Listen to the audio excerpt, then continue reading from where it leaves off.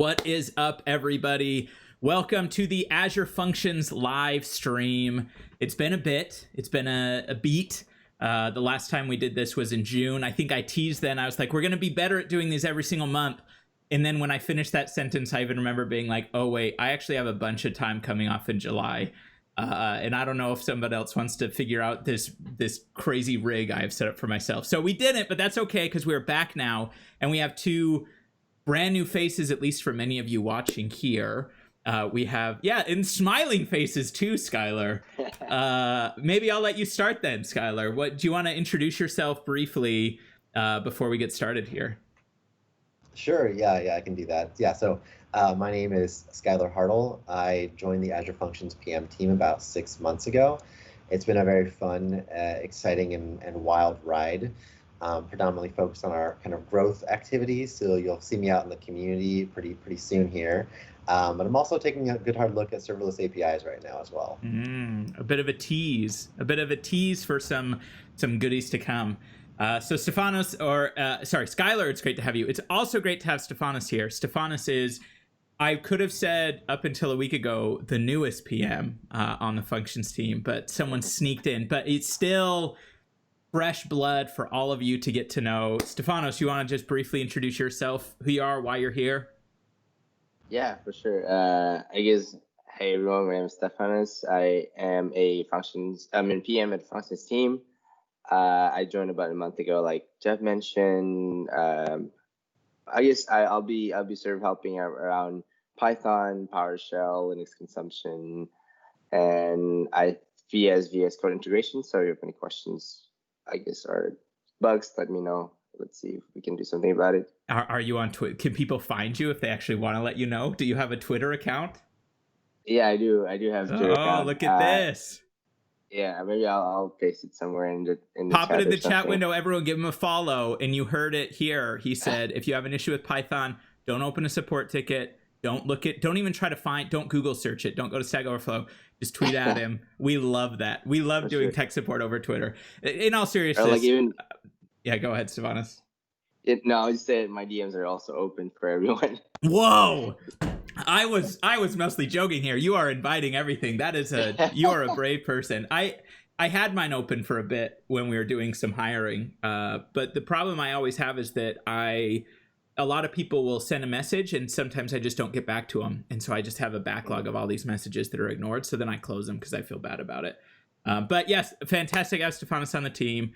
Great to have Skylar here as well. I'm Jeff Holland, also a program manager on the Functions team. If this is your first time joining our webcast, first off, welcome. You've come to the right place. This is a chance for us as a team to interact with all of you. I see wonderful chat messages coming from Mark, Theo, Miriam, Dev Pulito. I don't know what the first name is in there, but that's okay. Anthony Chu is here. So this is a chance for us to, and Anthony's warning about sharing Twitter accounts, but do it, please. We love to engage. That's why we do these webcasts. So we'll go over what's new. We'll go over what's coming.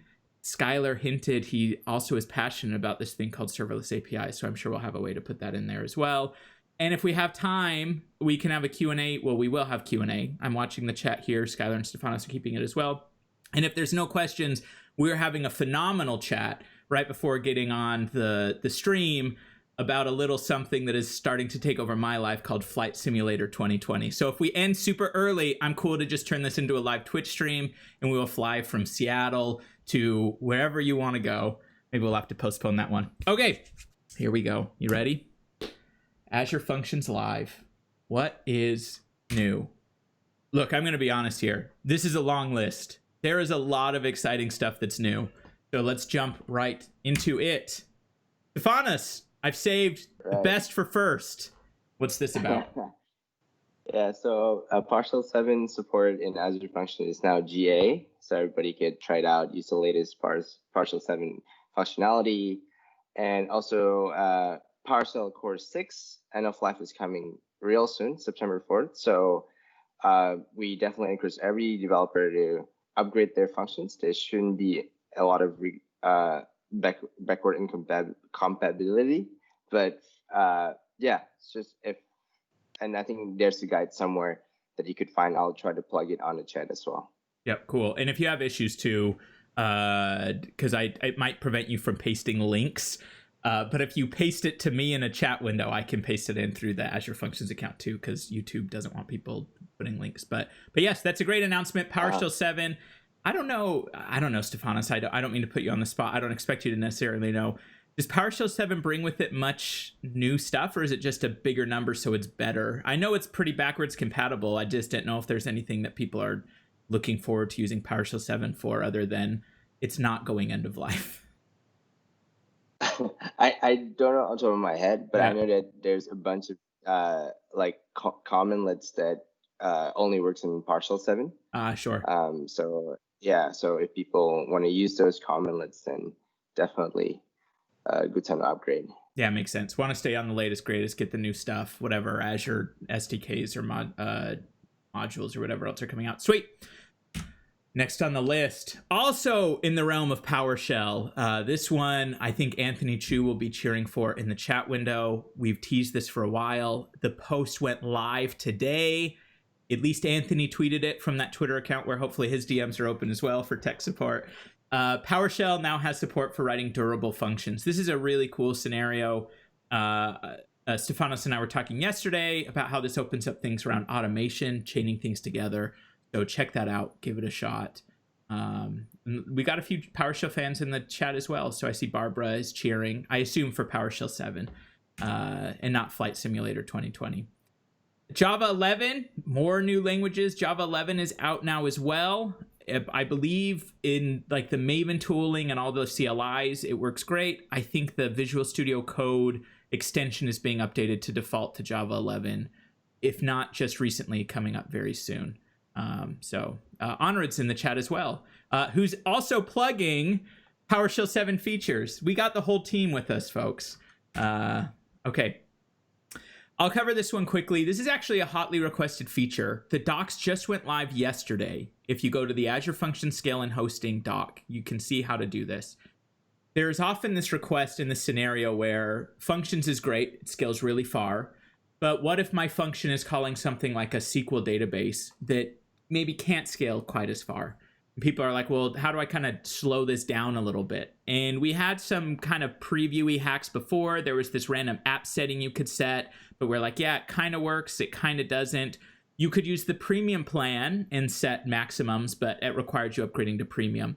We now have a first-class property on every single function, consumption, premium, whatever, where you can specify a limit for how far out it scales. And so by default, like in the consumption plan, we can spin up 200 containers all running your function. You could now say, hey, my SQL kind of tips over once I get past 10. Go ahead and set that to 10. We won't scale you past 10. It's just going to party right there. So this is a pretty useful thing, especially for throttling downstream systems. As I mentioned, the docs just went live yesterday. The portal work, so you can set this in the Azure portal, is rolling out this week and next. So you'll see that pop up in the portal as well. Sweet. OpenID support for authentication. This is one we've also talked about a lot in our webcast. This means that you can turn on what we call Easy Auth. I think officially it's called App Service Authentication, but we call it Easy Auth because it's so easy. You can say like, hey, here's my function. I want to make sure people have to pass in a token or validate, like sign in to GitHub or Twitter. Well, actually GitHub wasn't on the list before. It would be like Twitter, Microsoft account, whatever else. We had a certain list of providers that we would integrate with. Now you can configure any provider that supports OpenID. OpenID Connect, I think, is the official title. And we will handle the validation of the token, or at least making sure it's a valid token before it executes your function or web app. This works across web apps and functions. So that's a nice little feature for those who love authentication and security from our good friend Matthew Henderson. And .NET. There's a bunch of stuff here that is new.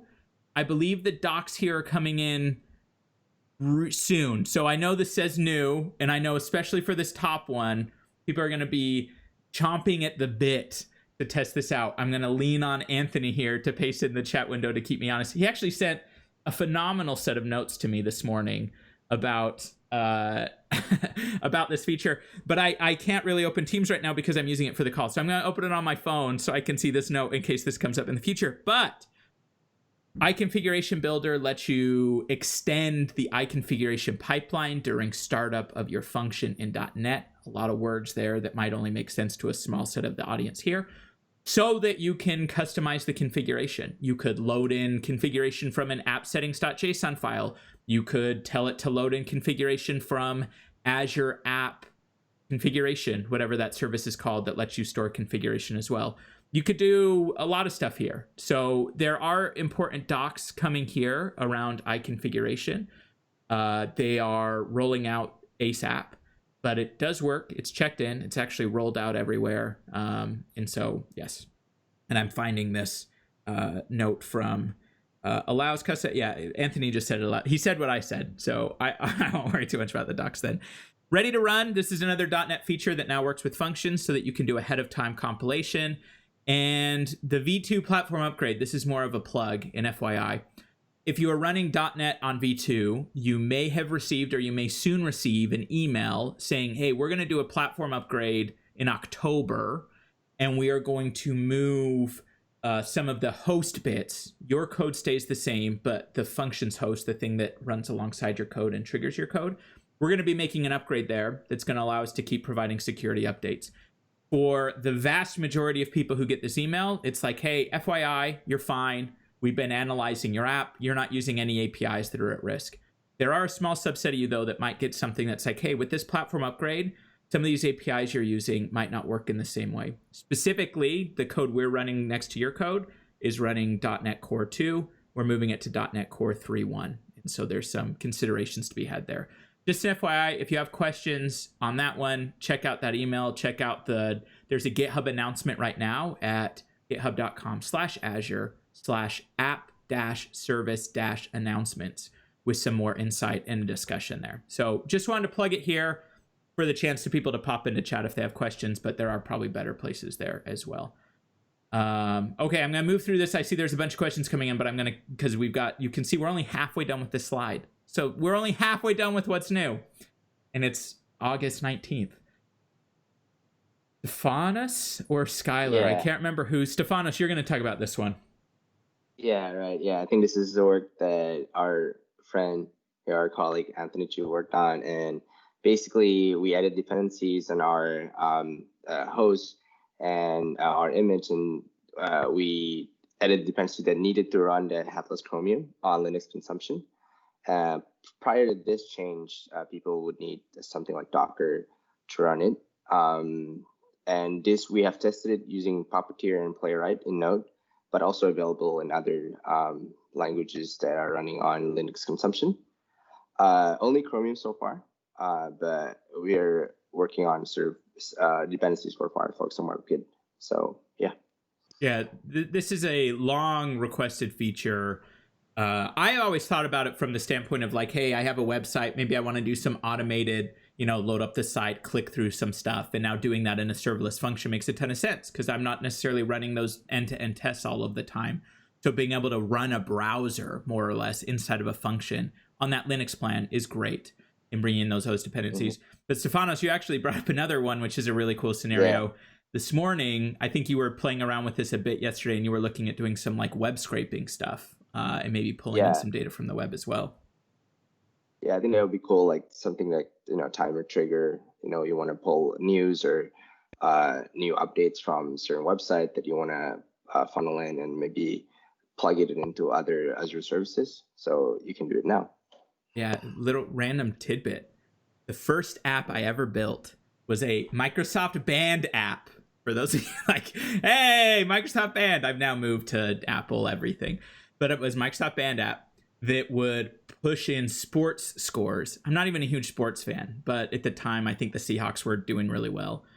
And so I had to figure out how to do web scraping. And I was really bad at it. And I was trying to parse XML because I guess I shouldn't say all this now, but the app's deprecated, so you can't really do much. Finding sports scores is actually really challenging. They don't just give them out to people. And so I was having to scrape the web to pull in scores to populate my app. In hindsight, if I could do this again, I would have used a function because one of the reasons I shut down the app is I couldn't afford the compute bill for the 6 people who still had a Microsoft Band and were using my app. And I apologize if any of you 6 people are sad that got deprecated. All right. as well as the Microsoft band itself. Extension bundles v2. This might also be a term you're not super familiar with, which is okay, because hopefully this is something that Morris Possess is hidden from you. When you start creating a function in specific languages, we pull in versions of the SDKs so that you can talk to things like Service Bus, so that you can use durable functions in what's called this bundle of extensions. We've rolled out an extension bundle for v2. The tooling support is rolling out imminently, if not already out. But this brings you the latest and greatest extension versions. Most notably, it's like Durable v2 that has those durable entities, so you can really easily get started in a different language now. You could do it before, but you had to kind of like manually specify the version of the extension. Now this has been popped in. Okay, we're getting near the end. Durable functions monitoring in Portal. This is a dedicated view of orchestrations, so like a standard orchestration one, as well as entities. So it will show you like the last 20 orchestrations or the last 20 entities that have been executed, and then you can drill in. You do have to be using the latest durable functions extension, so v2, which is another reason that this bundling gets exciting.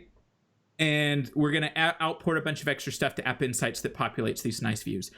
This also will align with, but it's not the same thing as something else I think we made noise about last month, which is this idea of doing like the app map view of a durable function and seeing all this stuff connected together. So more monitoring support for durable functions is awesome. I use durable entities, I guess, every day, because I have a durable entity that manages all of my Azure resources so that I like spin down and delete resources after I haven't used them in a while. And so now it's awesome. I can open up this view. I can see, oh yeah, these were the last 20 resource groups that this thing ran and deleted, and drill into it really quickly. So some good progress there.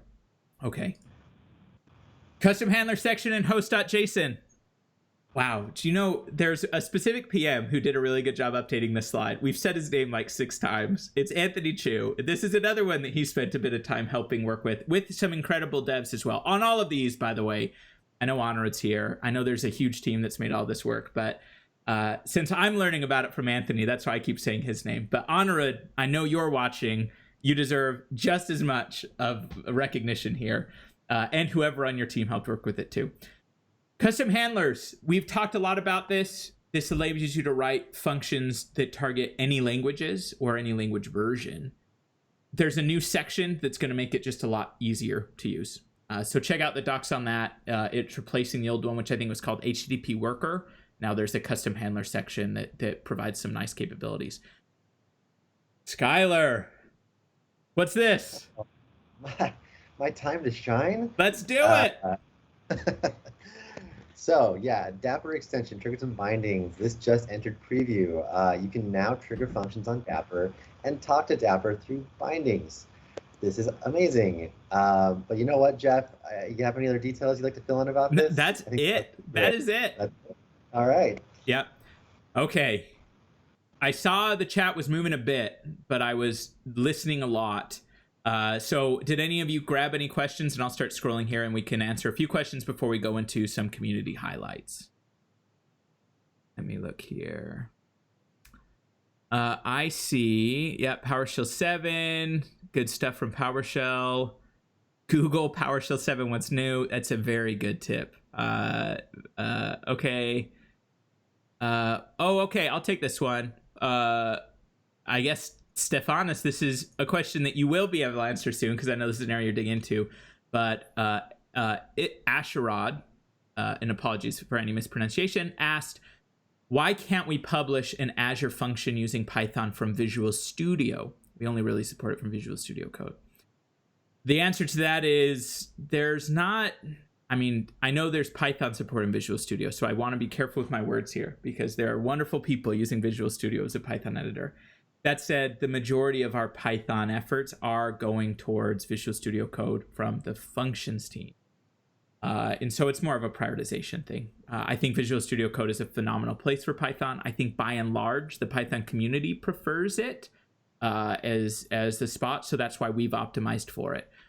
That's not to say you can't do a great thing using Visual Studio, and we actually have a Python doc that's like, hey, you can use any editor, whether it's PyCharm, VS Code, whatever, and you could still do it. It's just not as integrated as like the Azure Functions extension of VS Code. So use whatever editor your heart desires. We want to make it easy, but we are putting a little bit more prioritized effort in VS Code. Okay. Yep, per up limits are great. And scaling limits, yep, that is a very long awaited function. Integration test harness for C# functions. Yeah, this is a TLKS, this one. Ages ago, I want to say almost 2 years ago now, I was playing around once and I wrote a sample project that used V2 and it would spin up the functions host and run some tests. I haven't done anything since then. I know a few webcasts ago, I think there's 1 or 2 community libraries that do a similar harness. It's something we've talked about a lot. It's just not something we've had time to go build first class and support. We'd love to keep considering it, but it's not going to come this calendar year. News about .NET 5. We are working on .NET 5 support. That's all I'll say. Keep an eye out. Keep an eye out. Nothing yet for you to see, but I've seen some incredible demos from some incredible interns specifically on that. So I'll just leave with that to you.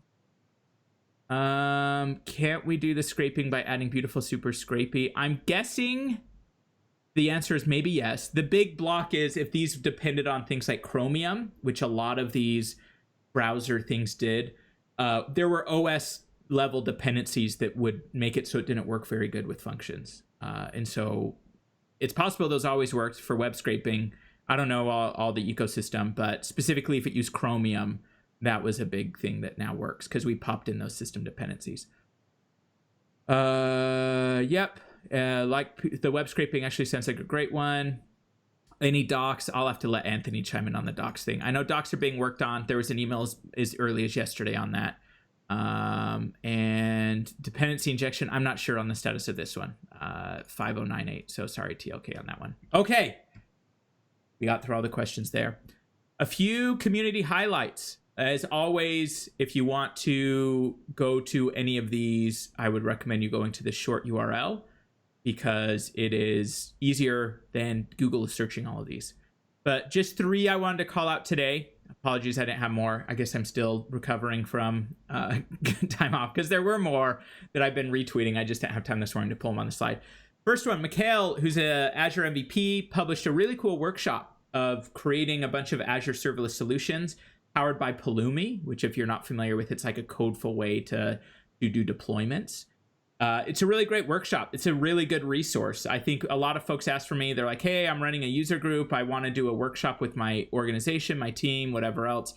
Nice place to go to. It's on GitHub. Definitely worth checking out.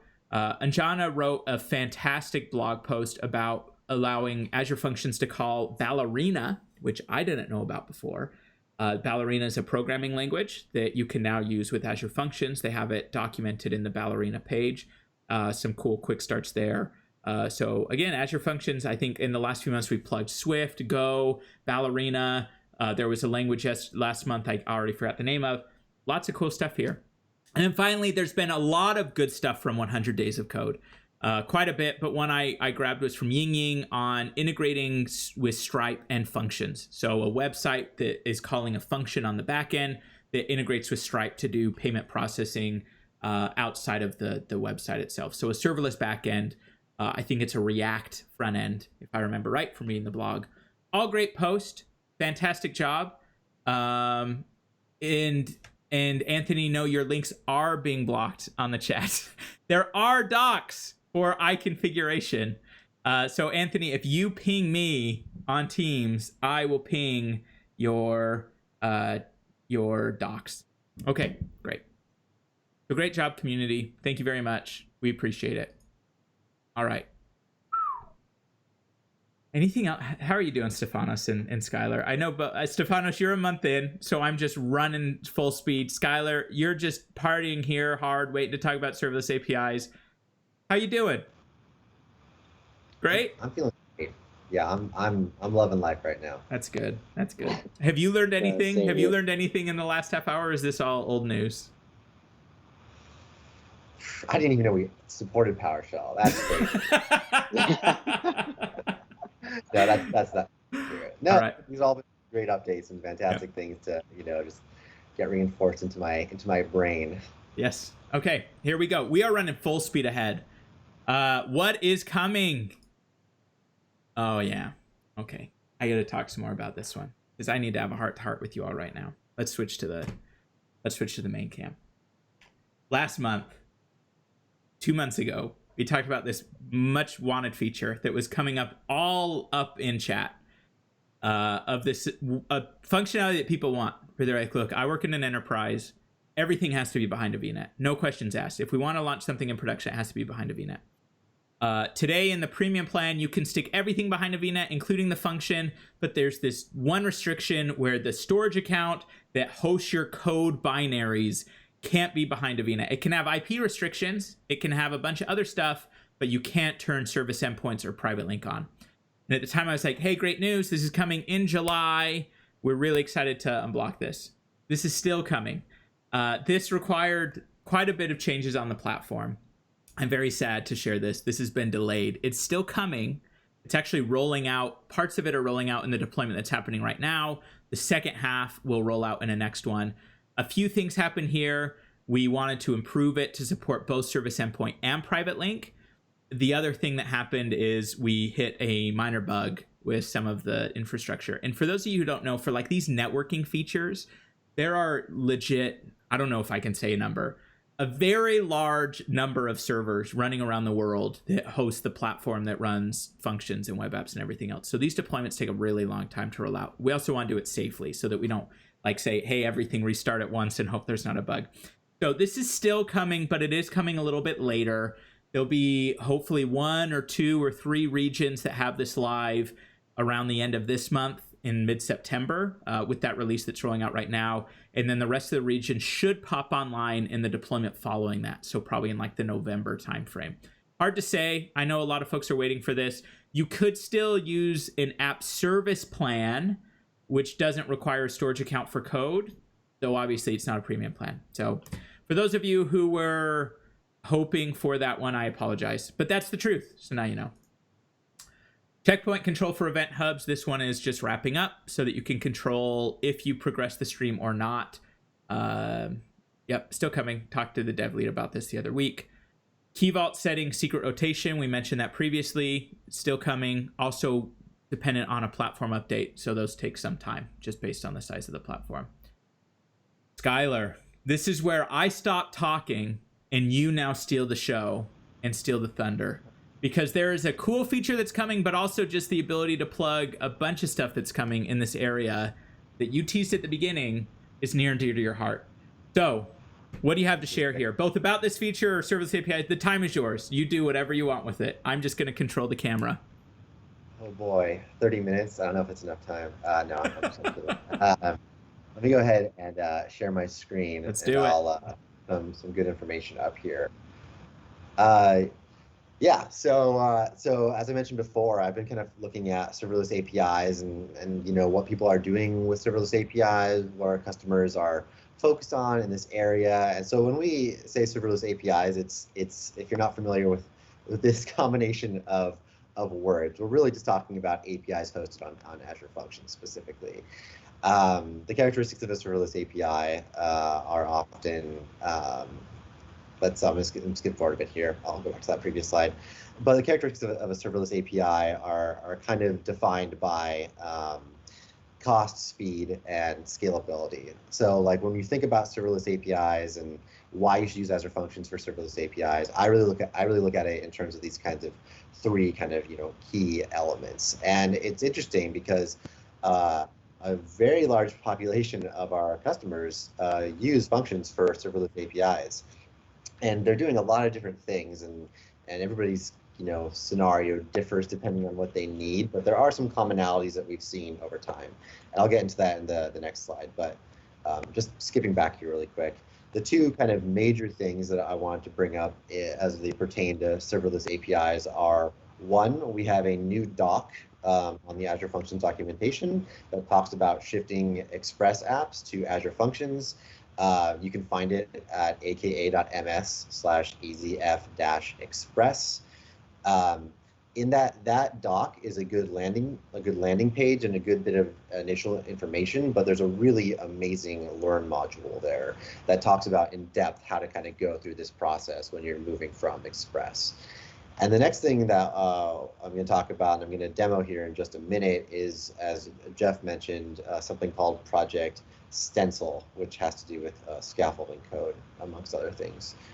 Before we get to that, though, I wanted to just bring up some of these use cases that we've seen in our community and with our customers, because I think they're really fascinating, and I think it really helps serve as inspiration for what can be done with functions from a serverless API perspective. So the three that we've seen most recently, based on just kind of anecdotal feedback from customers, are things like asynchronous message processing and storing data in a database. Like, this is, of course, a common pattern. This is a great way to use functions. Another interesting one is that we saw somebody who's decoupling their input and output for an application that's hosted on app service, but they wanted to be able to decouple the kind of high volume transactions with those input and output pieces. And then the last one directly from our community is the real-time processing of stateful transactions that maybe need to be checked on a regular basis or have longer processing times. Again, this kind of goes hand in hand with using other Azure services. And then I wanted to really quickly just call out two really cool customer stories around Quest and PwC AI, who are both using Azure API management and Azure Functions to do really interesting stuff in the serverless API space.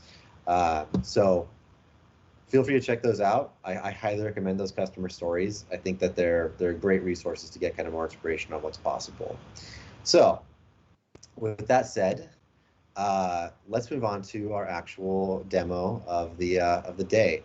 So Project Stencil is a really, really cool, very recent project that's currently in development that'll hopefully be coming out very soon. And is this the official artwork for this feature that I'm seeing on the slide? Because I know people really want to know what Project Stencil is, but this is like the most exciting slide I think I have seen in a very long time.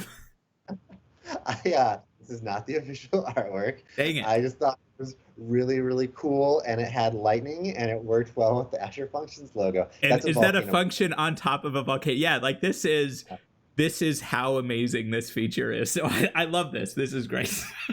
I'm really amped up about this. I'm not gonna lie. This is volcanic lightning, by the way, which is like if you haven't seen volcanic lightning like on Google Images before, you got to go just Google it and go down that rabbit hole. Okay, I'm gonna sound like an idiot here. There's no such thing as volcanic lightning. This is accurate. Yes, I'm Google searching this right now. I don't care. Don't answer my question. Okay. Good. Google search it. I don't. Okay. Okay.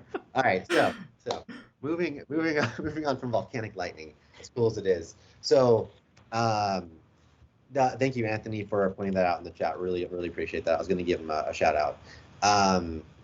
Stencil allows you to generate scaffolding and boilerplate code from an open API specification. And it's really amazing because you can get started really, really quick when you have this open API spec available to you.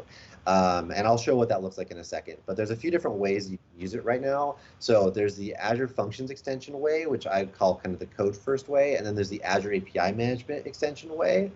And sorry, I got distracted by Miriam's comment about volcanic lightning. I can talk to you about that in a minute, Miriam.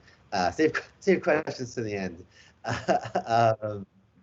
And then there's the second way, which is the Azure API management extension way, which is more of a design first way when it comes to creating your APIs. And then there's also, you can just do all this through the CLI via auto rest as well. So let me go ahead and just show, I think that I can say these things, but it's much better to see how these actually work in reality. So I already kind of went through, sorry, I forgot about this slide, just added this morning, but this is kind of just outlining the code first versus design first approach. And I'll go mostly over the code first approach, but I will dip a little bit into the design first piece with API management as well. So with that said, let me go ahead and flip over to Visual Studio Code here. Okay, so we're going to do this through the VS Code extension with Azure Functions. Let me go ahead and zoom in a little bit here, make sure people can see my screen. So what I have open in front of me right now is an open API specification for a COVID screener app. If you're familiar with OpenAPI specs, they're basically JSON or YAML files that kind of define literally the specification for an API. And so you're able to provide routes, HTTP methods, security concerns, as well as parameters that go inside the routes, and so on and so forth. It's a fantastic way to run with your APIs, and to, especially if you take kind of a design first philosophy on it. So this particular OpenAPI spec, we're going to look at this path here, which is called ports of entry. And we can see that in this API spec, we have an HTTP method get, and then we also have an HTTP method post. And in this post HTTP method, we have a parameter, which is the body. Sorry, I'm actually going to go down to this one. Let's look at this one instead. This one's a little more fun. We have ports of entry that has an ID parameter. It's with a get HTTP method, and in the parameter, in the OpenAPI spec, we have defined the parameter ID with a description. It's a required parameter, and it's a type string, which is great. So we have all these things kind of defined ahead of time. So let's go ahead and actually show what it looks like to generate all the scaffolding and boilerplate from this OpenAPI spec, which is quite a large spec, actually. There's, I think, about 12 functions that will get generated from this. And you can too, like when you, like, I know you mentioned this, but like to generate this as well, my preferred way is you can go into like API management, and they have like a visual wizard of sorts where you're like, new API, get set, like this is the body, and it will spit one of these out for you, in addition to a bunch of OpenAPI editor tools. So this is super useful though. So like having this as the starting point is great. Yeah, I'm actually and I'll actually show that in a bit here, Jeff, too. Oh, so I stole your thunder, or your volcanic lightning, as it were. All right, keep going then. No, it's okay. So let's go ahead and do the functions kind of first approach here. So I have the Azure Functions extension installed. I'm going to go ahead and create a new project for functions. I'm going to put this in a new folder, and we're going to call it my name, COVID screener API, and I'm going to give it a timestamp of just 1038, so I can keep it as a unique project. So from there, I'm going to choose TypeScript as my language, as I would when going through, similarly when going through creating a new function app. And this is where I get some of the new stuff comes in. So now I can actually select as my templates HTTP triggers from an OpenAPI spec. So we're going to go ahead and select that. And I'm going to go ahead and click here. I'm going to select the OpenAPI file that was already located in my directory. And it's going to start kicking off here. And so this is AutoRest. This is output from AutoRest doing its thing, working to help generate this, this project. So there we go. The project has been created. We see it down here in the functions extension where the local project is. We can also see it up here in our file view. But let's go down here for a second. So if we open this up, we'll see that from this OpenAPI spec, 12 functions have been generated. And so if we were to drill into a specific function and look at the function.json, you can see that it's actually already supplied a route parameter with ID that came from the OpenAPI spec. And if you were to go through these specs, all in all, you would see that there's many different routes and parameters provided, all supplied by that OpenAPI spec, which is really awesome. I think that's just an amazing way to kind of just get started and to get that boilerplate up and running. So I'm going to go ahead and just deploy this thing. Let's let this thing go for a second. There we go. We're going to call it COVID Screener API 1038. I'm just going through, selecting my resources. All right, so this takes a second. So I have already created one ahead of time just for us to show what this looks like from the functions portal perspective. But you could also look at this from the Azure Functions extension perspective as well. So I'm going to flip over into there. So this is my my function app. This is the portal. And so if we go down to here, we can see that we will be able to see that that all the functions have been created and they're deployed successfully. The next step that I would do after this is that once you have actually gone through and provisioned all this, it's connected to API management. and so you can front it and do policies and all those kinds of things. But the really interesting part about this is that once you have this boilerplate code in place, you can just go through and write all of your business logic, right? And it just enables you to really think through that, get the design in there, get your functions all scaffolded out, and then go and fill out that business logic and then deploy, and you're good to go. And it's an amazing way to actually handle the management of these API pieces. So I think that this is pretty good from the functions perspective. I'm just going to briefly flip over into Azure API management and just show I have an Azure API management instance already open and already created for this purpose. But if we go into the APIs, we can see that I have actually already imported the Open API spec into API management. But this is what API management would look like if you were to, say, want to scaffold out, take a design first approach on creating your function app, your API back to the function app. You can just add an additional API and then go through the process of actually creating it and designing it and doing mocks and all of that. And then, as Jeff said, you could then export that as an Open API file and then import that back into functions. But there's actually an easier way to do it than that. As I mentioned before, there's also, deploy anyway, there's also a route to generate functions from the API management VS Code extension. So if I were to, let me make this a bit smaller. So if I were to go into the Azure API management extension, I can see that I have my API management instance here, and I have that API that I just showed momentarily.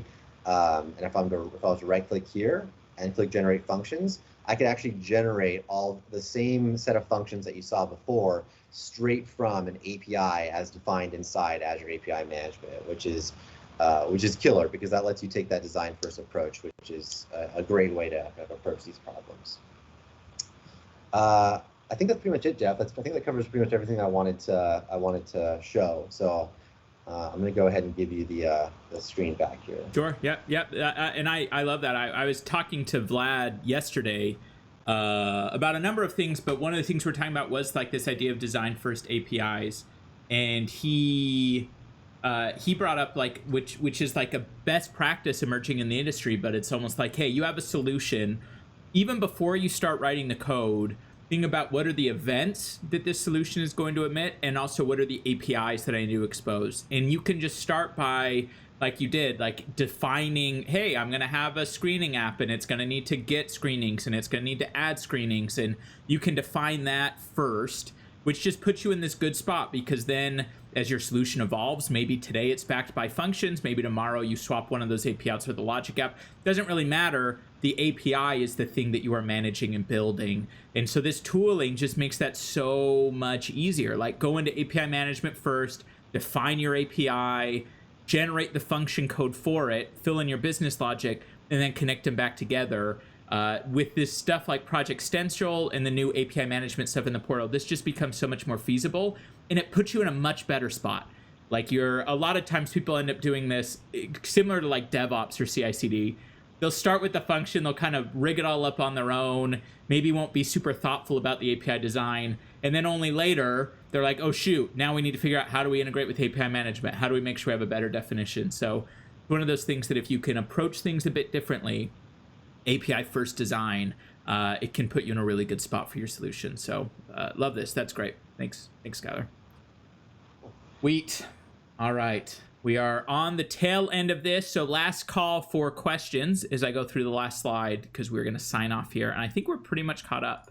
All right. Let's switch back over to the deck. We only have, I think, one more slide. Serverless API is not that one. Yep, this is the last slide. Serverless September is coming in 11 days, 12 days. This is a great event across actually the entire serverless industry. Like AWS and Google also participate, but we do it better.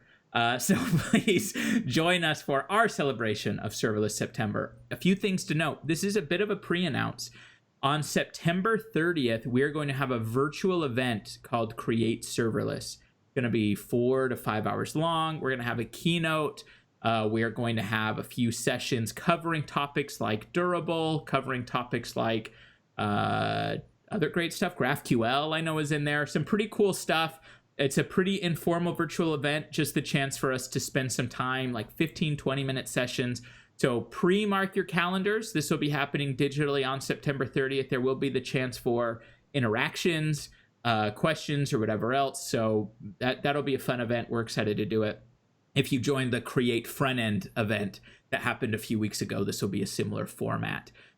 So that's going to cap off Serverless September. We hope you can make it there and join, and keep an eye out for websites and more formal announcements landing soon. The other one, though, is as part of Serverless September, we want to do a good job encouraging and promoting work that the community is doing. And so if you were around last September, we pulled a few blog posts. We worked with the community to highlight a few use cases, whether it's like, hey, here's a quick workshop, whether it's here's how we're using serverless or a cool idea. If you have something like that, we have 18 slots. And I believe the blog said first come, first serve. I don't know. We'll find room to plug whoever. Like if we have overflow, maybe we'll have an extended webcast. But if you go to this blog post on Dev2 from Chris in our Cloud Advocates team, we want your contributions. So you can fill out a form, tell us about what you would love to share with the community, and then sometime during September, we will help promote that blog post or video or whatever it else is that you want to contribute. So for this crowd specifically, if you want to kind of amplify that, we're going to be amplifying these Serverless September use cases a lot. So I wanted to make you aware of that. Okay, let us check on questions then. So I see Nikhil said, can you please answer my question? I assume it's about ACE. It looks like there's... Well, ACE is going to be a lot more expensive, so that's the answer to your question, because it's isolated hardware, but you do get fully isolated hardware. I almost like to think of it like there's a little corner in the data center that we tape around it, and we're like, this is Jeff's section of the data center, so you have to pay a lot of money for that little section. But that said, hopefully it's there. You go through, I guess from a portal experience point of view, without going straight into kind of tutorial, go through the app settings flavor of this thing, and you'll see the word isolated as a SKU. So they'll be like, hey, do you want standard, premium? You should see isolated. Isolated means ACE. And so that's where you'll start to see those things. And there's a fixed cost for your little corner, and then you pay a little bit for the plan or the apps, I believe. Oh, Anthony, I gave you moderator permissions. Now you can post links to your heart intent.